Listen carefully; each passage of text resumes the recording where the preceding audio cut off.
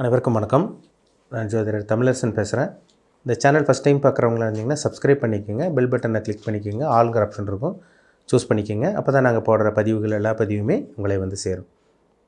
இன்றைக்கி நம்ம இந்த பதிவில் பார்க்க போகிற தலைப்பு குரு வக்ர பயிற்சி பலன்கள். குரு வக்ர பயிற்சி பலன்கள் பற்றி தான் இந்த பதிவில் நம்ம பார்க்க போகிறோம். மீனராசி காலபுருஷ தத்துவப்படி 12ஆம் ராசியான மீனராசி நேயர்களுக்கு இந்த குரு வக்ர பயிற்சினால் என்னென்ன நடக்க போகுதுன்னு நம்ம இந்த பதிவில் பார்க்க போகிறோம். மீனராசி உங்கள் ராசிநாதன் குரு. குருவினுடைய ராசியில் வந்து பார்த்திங்கன்னா பிறந்தவங்களே நல்லவங்களாக இருப்பாங்க. பொதுவாக தனுசு ராசி நேயர்களும் மீனராசி நேயர்களும் நல்லவங்களாக இருப்பாங்க. உலகத்தை அறிஞ்சவங்க தான் தனுசு ராசி மற்றும் மீனராசி நேயர்களாக இருப்பாங்க. இப்போ மீனராசியில் நீங்கள் பிறந்திருக்கீங்க. உங்கள் ராசிநாதன் குரு எங்கே இருக்கார்? 3ஆம் இடத்தில் இருக்கார், முயற்சி ஸ்தானத்தில் இருக்கார், சுக்கிரனோட வீட்டில் இருக்கார், வக்கரமாக போகிறார். எப்போ வக்கரமாவார்னு பார்த்தோம்னா வர அக்டோபர் மாதம் 9ஆம் தேதி ஆரம்பித்து உங்களுக்கு நான் வந்து பார்த்திங்கன்னா அக்டோபர், நவம்பர், டிசம்பர், ஜனவரி, பிப்ரவரி 4ஆம் தேதி வரைக்கும், அதாவது அக்டோபர் 9லேருந்து பிப்ரவரி 4ஆம் தேதி வரைக்கும் கிட்டத்தட்ட 4 மாதம் வருங்க. இந்த 4 மாத காலகட்டங்கள் குரு வக்கரம் அடைவார். வக்கரம்ங்கிறது இயல்புக்கு மீறிய இயல்புக்கு மாறான பல சில விஷயங்களை கொடுக்கும். வக்கரம்ங்கிறது ஸ்டெடி இல்லைன்னு அர்த்தம். ஒருத்தர் நடந்து போயிட்டுருக்காரு, ஒரு ஓடிட்டு இருக்காருன்னா அப்படி பின்னாடி வர்ற மாதிரி தோற்றம் இருந்தால் எப்படி இருக்கும்? அதுதான் வக்கரம்ங்கிறது. அப்போ கிரகம் வந்து ஸ்டெடி இல்லைன்னு அர்த்தம். அப்போ தெளிவில்லைன்னு அர்த்தம். ராசிநாதன் வக்கரமாகறனால கொஞ்சம் குழப்பம் ஏற்படுங்க, கவனமாக இருங்க. ஏன்னா ஆல்ரெடி மீனராசி நேயர்கள் என்ன பண்ணுறீங்கன்னு உங்களுக்கே தெரியாமல் இருக்கீங்க. ஏன்னா ராசியில் ராகு 7ஆம் இடத்துல கேதுன்னு உங்களுக்கு குழப்பிட்டு இருக்காங்க. என்ன பண்ணுறதுன்னு தெரியாமல் இது முழிச்சிட்டு இருக்கீங்க. அதான் உண்மை. செலவு அதிகமாக போயிட்டுருக்கு உங்களுக்கு. செலவு வரவுக்கு விட செலவு தான் ஜாஸ்தி.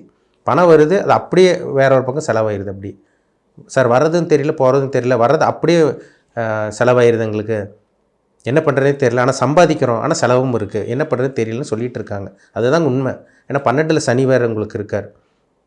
இந்த குரு வக்ரமாகறனால என்ன பண்ணுவார்னு பார்த்தீங்கன்னா ராசிநாதன் வக்ரமாகிறார். மனக்குழப்பம் ஏற்படும், உடல் ஆரோக்கியத்தில் கவனமாக இருக்கணும், கேர்ஃபுல்லாக இருங்க.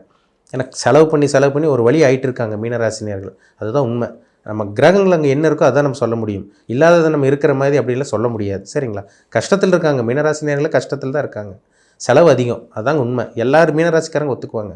1.5 வருஷமாக செலவு தானே உங்களுக்கு அதிகமாக போயிட்டுருக்கு. கையில் இருக்க காசு தானே விரயமாக பண்ணிகிட்ருக்கீங்க. சேஃப்டி கிடையாது, சேமிப்பு கிடையாது, லாபம் பெரிய அளவுக்கு லாபம் இல்லை, விரயமாக தான் போயிட்டுருக்குங்க. இப்போ இந்த காலகட்டங்கள் குரு வக்ரமாக என்னென்ன பண்ணுவார்னு பார்த்தீங்கன்னா 3ஆம் இடத்துல இருக்கார்.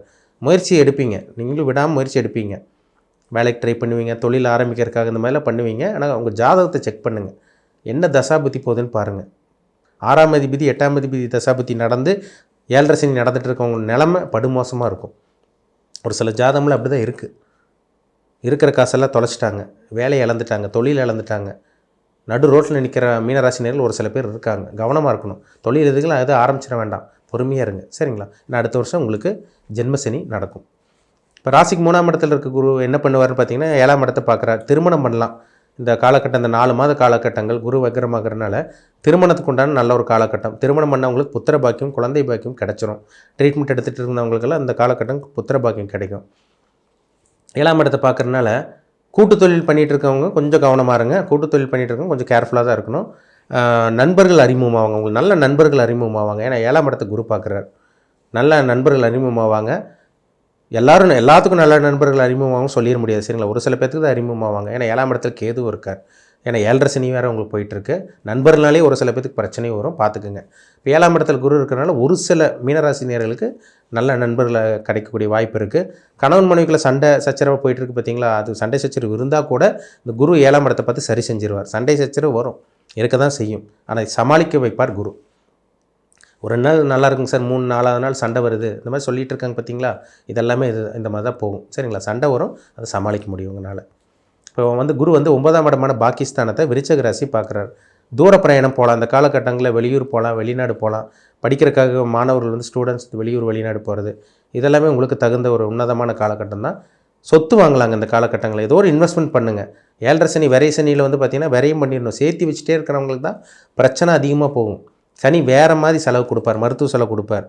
சேர்த்து வச்சுட்டு இருக்கவங்களாம் பாருங்கள், மருத்துவ செலவு வரும், இல்லைன்னா வேறு எங்கேயோ போய் பணத்தை கொண்டு ஏமாறுவாங்க. இது மாதிரிலாம் நடக்கும். இப்போ சுபவிரயங்கள், வீடு வாங்கியிருக்காங்க ஒரு சில பேர், 1.5 வருஷத்தில் வீடு வாங்கியிருக்கீங்க, நிலம் வாங்கியிருக்கீங்க, வீட்டுக்காக செலவு பண்ணியிருக்கீங்க, ஆல்ட்ரேஷன் பண்ணுறது, வீடு இடித்து ஆல்ட்ரேஷன் பண்ணுறது, இதெல்லாம் பண்ணியிருக்காங்க. அவங்களுக்கு எந்த அளவுக்கு பெருசாக உடம்புல பாதிப்பு கிடையாது. அதனால் சுபவிரயங்கள் பண்ணுறது நல்லது. 9ஆம் இடத்தை குரு பார்க்குறதுனால ஒரு சில பேருக்கு வேலை கிடைக்கும். வெளியூரில் போய் வேலை ட்ரை பண்ணிகிட்டு இருக்கவங்களுக்கு வேலை கிடச்சிரும். அப்பாவோட பூர்வீக சொத்து கிடைக்கிறதுக்கு வாய்ப்பு இருக்குது. உங்களோட அப்பாவோட உடல் ஆரோக்கியத்தில் ஏதோ ஒன்று சின்ன சின்ன உடல் ஆரோக்கியத்தில் ஏதோ பிரச்சனை இருந்தால் கூட அது கூட குரு வந்து கண்ட்ரோலில் வச்சுருப்பார். சரிங்களா? பெரிய அளவுக்கு பாதிப்பு வராது. உங்களுக்கு வந்து பாருங்கள், இந்த காலகட்டங்கள் நீங்கள் தாராளமாக நீங்கள் வெளிநாடு போய் படிக்கலாம், வெளியூர் படிக்கலாம். 2 வீலர் 4 வீலர் வாங்கணும்னு நினைக்கிறவங்க தாராளமாக நீங்கள் வாங்கலாம். அதேமாதிரி பார்த்திங்கன்னா நல்ல கடன், சுப கடன் வாங்கக்கூடிய அந்த வாய்ப்பு உங்களுக்கு உருவாகும். சரிங்களா? ஒரு சில மீனராசி நேயர்களுக்கு அந்த மாதிரி அமைஞ்சிரும். ஏன்னா கையில் இருக்க காசெல்லாம் செலவு பண்ணி ஒரு சில பேர் கடன் வாங்கி தான் ரொட்டேஷனில் தான் போயிட்டுருக்கு ஒரு சில பேர்த்துக்கு. சரி, அவங்கவுங்க வயசுக்கு தகுந்த மாதிரி போயிட்டுருக்கு. சரிங்களா? அதனால் நல்ல கடன் கிடைக்கக்கூடிய வாய்ப்பு உங்களுக்கு இருக்குது. குரு வந்து பாருங்கள் 11ஆம் இடமான லாபஸ்தானத்தை பார்க்குறார். உங்களுக்கு லாபமும் வரும், பணமும் வரும், வேறையுமும் பண்ணுவீங்க. இது ரெண்டுமே உங்களுக்கு மிக்ஸ் ஆகி வரும் உங்களுக்கு. ஏன்னா 12ல் சனி இருக்கார். குரு வக்ரமாக என்ன பண்ணுவார்னா 11ஆம் இடத்தை பார்க்குறாரு, 12ல் சனி இருக்கார். அப்போ குரு பணத்தை கொடுக்குறாரு, சனி விரையும் பண்ண வைப்பார். அது சுபவிரயமாக நல்ல விஷயத்துக்காக, மங்கள காரியத்துக்காக, சுபகாரியத்துக்காக செலவு பண்ணிடுங்க. கல்யாணம் ஆகாதவங்க கல்யாணம் பண்ணிடுங்க இந்த 4 மாதத்துக்குள்ளே. வீட்டில் எதாவது சுபகாரியங்கள் எதாவது பெண்டிங்காக இருக்குங்களா, சுபகாரியம் பண்ணுங்கள். நல்ல ஒரு அமைப்பாக உங்களுக்கு இருக்கும். சரிங்களா? ஏன்னா அடுத்த வருஷமெல்லாம் ஜென்ம சனியில் வந்து மன உளைச்சல் தரக்கூடிய காலகட்டம். அடுத்த வருஷம் ஏப்ரல் ஆரம்பத்திலேருந்து மீனராசினியர்களோட வாழ்க்கை சுத்தமாக சரி இருக்காது. மன உளைச்சலுக்கு ஆளாவீங்க அடுத்த வருஷம் ஏப்ரலுக்கு அப்புறம். அதனால் இப்போ என்னென்ன பண்ண முடியுமோ, இந்த வேலைக்கு ட்ரை பண்ணுறீங்களா, வேலைக்கு ட்ரை பண்ணுங்கள். வேலையை மாற்றணும்னு நினைக்கிறீங்களா, மாற்றலாம். புதுசாக தொழில் ஆரம்பிக்கிறவங்க மட்டும் யோசிங்க. ஏன்னா உங்களுக்கு இந்த தொழில் ஆரம்பிச்சிட்டிங்கன்னா, பணத்தை போட்டு முதலீடு போட்டிங்கன்னா அடுத்த ஜென்ம சனியில் வந்து நஷ்டம் வர மாதிரி இருக்கும். அதனால் கொஞ்சம் கவனமாக இருக்கணும். தொழில் ஆரம்பிக்கிறவங்க மட்டும் யோசிச்சு பண்ணுங்கள். வேலைக்கு மாற்றுறவங்க, வேலைக்கு ட்ரை பண்ணிகிட்டு இருக்கவங்க தாராளமாக ட்ரை பண்ணலாம். இந்த 4 மாத காலகட்டங்கள் ஓரளவுக்கு நல்லாவே இருக்கும். கொஞ்சம் மனக்குழப்பமும் உங்களுக்கு வரும். நம்ம பண்ணலாமா, அது வேண்டாமா, அங்கே போகலாமா வேண்டாமா, இப்படிங்கிற மாதிரி சில விஷயங்கள்லாம் நடக்கும். சரிங்களா? அதனால் குழப்பிக்காத வேண்டாம். ஒரு 3 தடவைக்கு 4 தடவை யோசிச்சு முடிவு எடுக்கிறது ரொம்ப ரொம்ப நல்லது. இறை வழிபாடு, தெய்வ வழிபாடு பண்ணிக்கிங்க, ரொம்ப ரொம்ப நல்லது. சரிங்களா? உங்கள் ராசிக்கு வந்து குரு வந்து 11ஆம் இடத்தை பார்க்குறாரு, 9ஆம் இடத்தை பார்க்குறாரு, 7ஆம் இடத்தை பார்க்குறாரு. திருமணத்துக்காக வெயிட் பண்ணிகிட்டு இருக்கவங்களுக்கு நல்ல வரன் இந்த காலகட்டங்கள் உங்களுக்கு தேடி வரும். அதை உங்களால் பார்க்க முடியும். சரிங்களா? ஒரு சில பேர்த்துக்கு லவ் மேரேஜ் பண்ணக்கூடிய அந்த வாய்ப்பு உருவாகும். இந்த காலகட்டங்களில் 7.5 சனியில் வந்து ஒரு சில பேருக்கு லவ் மேரேஜ் நடக்கும். ஒரு சில பேருக்கு அரேஞ்ச் மேரேஜ் நடந்துடும். சரிங்களா? 2ஆம் திருமணத்துக்காக முயற்சி பண்ணிகிட்டு இருக்கவங்க, மறுமணத்துக்காக வெயிட் பண்ணிகிட்டு இருக்கவங்க, அவங்களுக்கும் நல்ல ஒரு அமைப்பு. ஏன்னா 11ஆம் இடத்தை குரு பார்க்குறாரு. 11ஆம் இடங்கிறது இளைய தாரம். ஃபஸ்ட்டு செகண்ட் மேரேஜ் வந்து 11ஆம் இடம், முதல் தாரம் வந்து 7ஆம் இடம். அப்போ அந்த 7ஆம் இடத்தையும் குரு பார்க்குறார், 11ஆம் இடத்தையும் குரு பார்க்குறதுனால மேரேஜுக்கு உங்களுக்கு பிரச்சனை கிடையாதுங்க. மேரேஜ் ட்ரை பண்ணிகிட்டு இருக்கவங்களுக்கு உங்களுக்கு நல்ல வரன் தேடி வரும். ஒரு ஆணாக இருந்தால் உங்கள் வாழ்க்கை துணை, உங்கள் பெண், உங்கள் மனைவி யாருன்னு தெரிய வரும். ஒரு பெண்ணாக இருந்தால் உங்கள் வாழ்க்கை துணை, உங்கள் கணவன் யாருன்னு இந்த 4 மாத காலகட்டங்கள் உங்களுக்கு தெரிய வரும். சுபகாரியங்களுக்கு ட்ரை பண்ணுங்கள், நல்ல வரன் உங்களுக்கு அமையும்.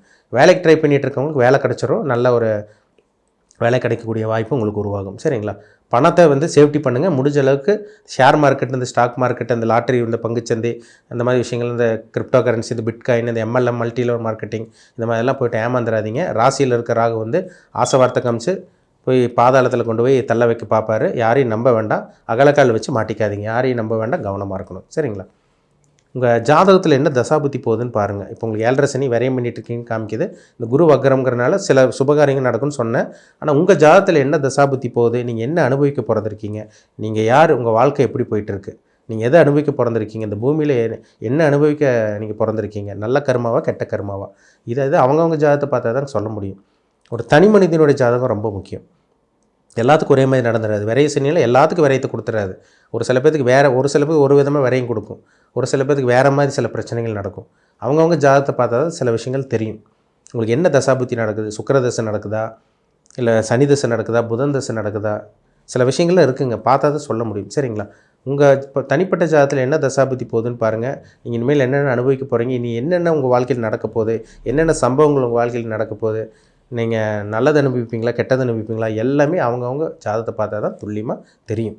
பிறப்பு ஜாதகம், உங்கள் ஜாதகம் பர்சனல் ஹாரோஸ்கோப் பார்க்க விருப்பப்பட்டிங்கன்னா கீழே இருக்க வாட்ஸ்அப் நம்பருக்கு ஜாதகத்தை அனுப்பிச்சுடுங்க. அப்பாயின்மெண்ட் ஆகிக்கிங்க. உங்கள் ஜாதகத்தை பார்த்து துல்லியமாக பார்த்து தெளிவாக தெரிஞ்சுக்கலாம். என்ன பண்ணலாம், என்ன பண்ணக்கூடாது, அக்யூரேட்டாக பார்த்து தெரிஞ்சுக்குவோம். மீண்டும் அடுத்த பதிவில் சந்திக்கும் வரை உங்களிடமிருந்து விடைபெறுவது உங்கள் ஜோதிடர் தமிழரசன். இந்த சேனல் பிடிச்சிருந்தால் உங்கள் நண்பருக்கு உறவினருக்கு ஷேர் பண்ணுங்கள், லைக் பண்ணுங்கள், சப்ஸ்கிரைப் பண்ணுங்கள். பெல் பட்டனை கிளிக் பண்ணிக்கோங்க. ஆளுங்கிற ஆப்ஷன் இருக்கும், அதையும் சூஸ் பண்ணிக்கோங்க. அப்போ தான் நாங்கள் போடுற பதிவுகள் எல்லாமே உங்களை வந்து சேரும். நன்றி, வணக்கம்.